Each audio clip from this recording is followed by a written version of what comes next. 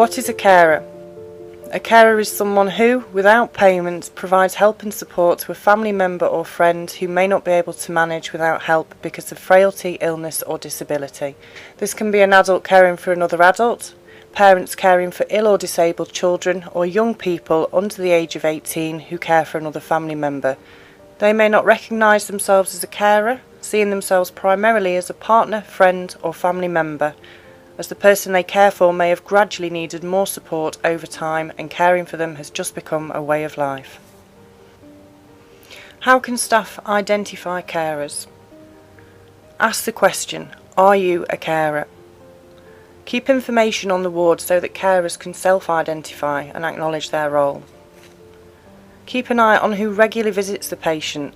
This may be a way to identify young carers who have additional problems given their age and position in the family. Patients with certain high dependency conditions such as dementia, Parkinson's disease, MS, stroke, severe mental illness or disabilities may rely on carers.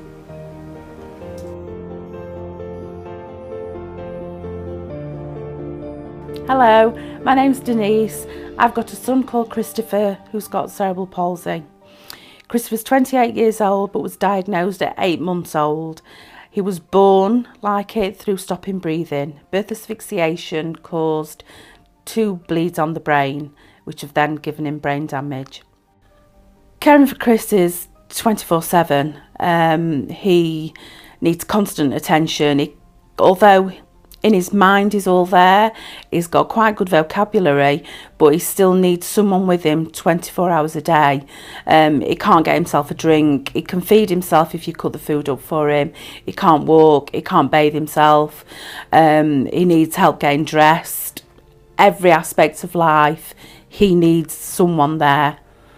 If Chris were to have to go in hospital, which he has done on a couple of occasions, I have to be involved. I'm his full-time carer. I know his ways. I know what will upset him, what will aggravate him. He hates change. Anything that's changed out of his routine will set him off. He will throw a paddy. He will create, not eat, show off. Any little thing. So therefore, if I'm involved in the planning of it, I think I'd also need to be there a lot of the time while he's in hospital, because that's all he's used to. Because of Chris's needs and how he is, he wants full attention all of the time. I don't think nurses would be able to give him that.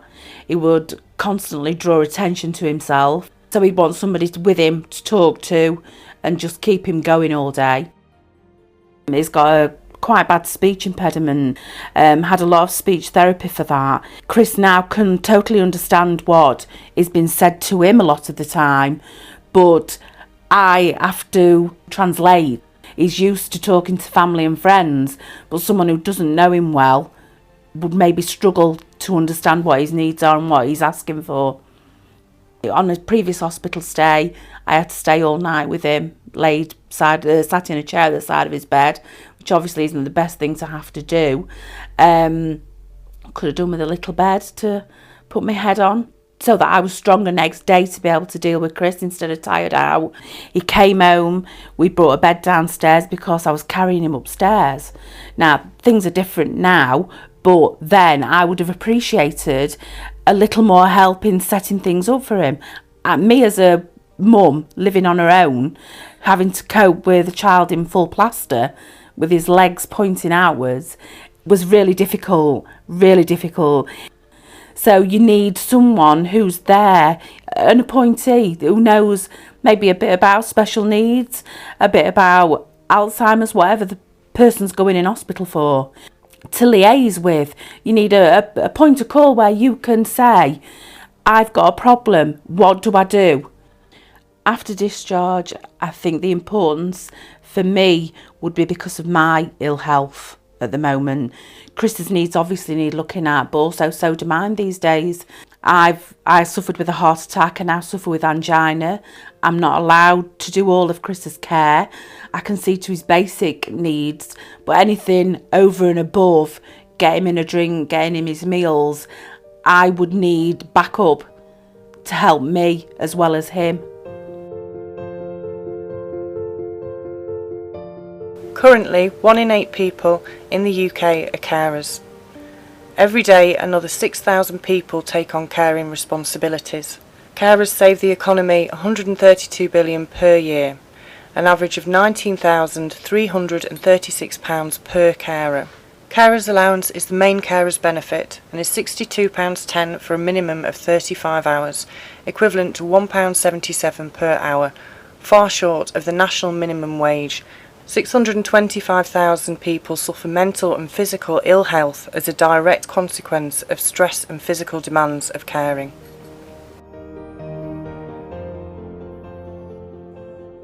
Christopher, if you went into hospital, why would you want your mum with you?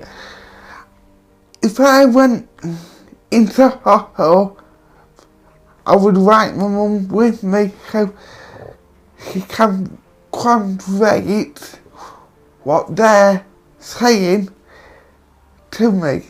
And what would you like your mum to help you with when you're in hospital? Personal care and understanding them, understanding the doctors if I don't understand it. Yeah. And would you like your mum to sleep at hospital with you? Yes, in case they come and say something and I don't understand it.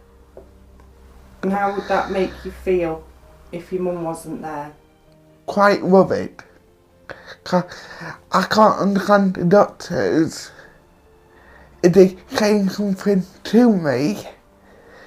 So that's why I want my mum to translate what they're saying. So we talked about the carer's passport. What do you think to that, so your mum can come in and out of the wards when she wants to? I think it's brilliant because she can come and go when she wants to. The waiting room is brilliant too because if I need her in the night, they can come and get my mum if the doctor wants her.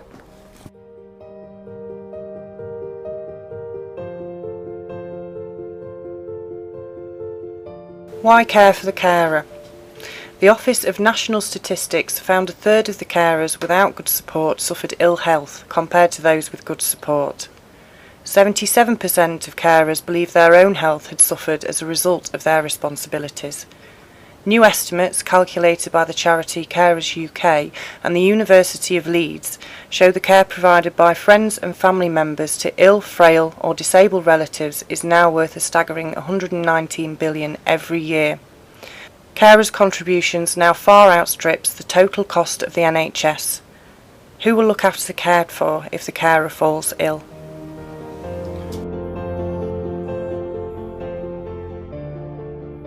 I'm called John and I care for my wife Judith.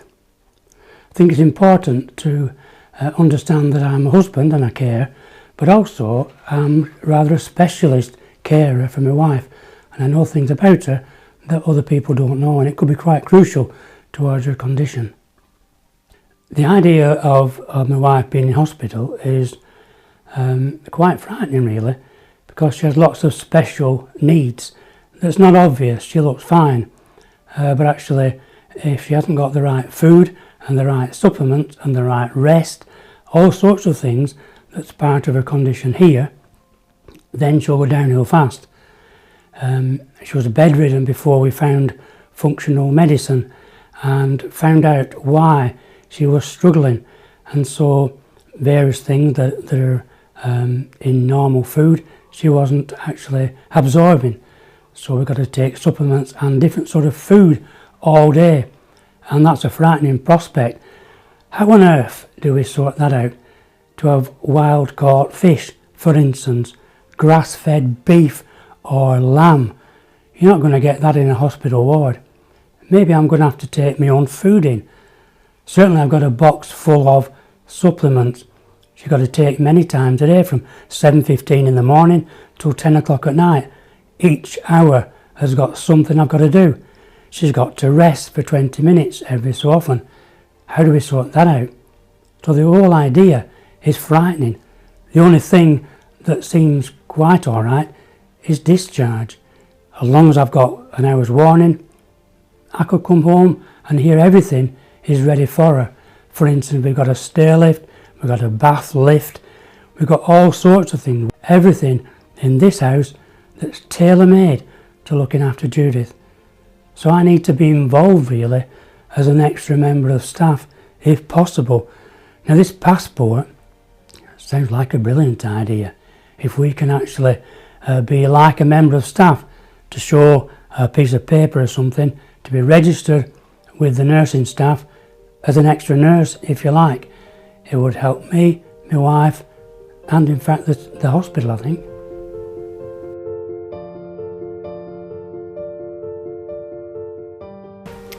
My name is Judith and I have an autoimmune condition which composes of several other conditions that put together are quite debilitating.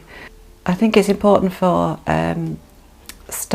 medical staff to recognise John as my carer because John knows the condition that I have inside out, having lived with it for 21 years. He is well aware of what the needs are, what the treatment is, what the plan of progress is. And because chronic illness typically fluctuates such a lot, those couples who have chronic illness amongst them have to readjust all of the time as to what the poorly person can do or not do, and what their needs are. And so it would be very, very helpful for a hospital or medical staff to know just exactly what phase I was in at the time, what I could manage and what I couldn't manage, and where I need John's help. The carer's passport is, to me, a marvellous idea. To have accessibility for John to come into the hospital at a time which would be probably at my greatest need, if I'm obviously going to be more vulnerable and weaker if I've been admitted into hospital for whatever reason, and that I may well be treated for the condition that took me into hospital, but I've got an underlying long-term condition as well, which I wouldn't have been treated for. So John being able to come in and help out in that way and would be helpful to me, to the staff, but also emotionally it would be good for John, in that John would not be at home worrying that I was not being looked after properly. He would be a big part of the care, and so he would know that what was necessary was taking place.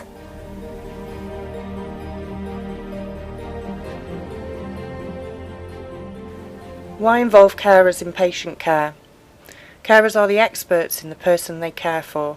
Small changes to the way that you deal with the patient could have a major effect on their recovery and general well-being. Involving carers in planning and designing hospital discharge arrangements and individual care packages is common sense, as they are key partners in ensuring effective delivery of care at home. The breakdown of hospital discharge arrangements can lead to readmissions that are both costly in terms of resources and stressful for the individual, carers and family concerned.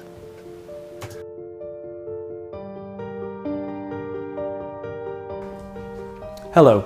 My name is Glyn Wildman. I am the Dementia Lead Nurse at Chesterfield Royal Hospital, and I wanted to talk to you about John's campaign. John's campaign is named after Dr. John Gerard. Dr. Gerard was living well with Alzheimer's disease. However, he got admitted into hospital for 5 weeks to treat his infected leg ulcers. He went into hospital strong, mobile, smiling, able to tell stories about his past, and still working in the garden and able to help around the house. He had also recently visited Sweden on holiday with his family. During his admission, Nicky, who started the campaign, and his family were restricted from visiting John due to a norovirus outbreak and told to adhere to the ward's visiting times. This meant that Nicky couldn't visit John when she wanted to.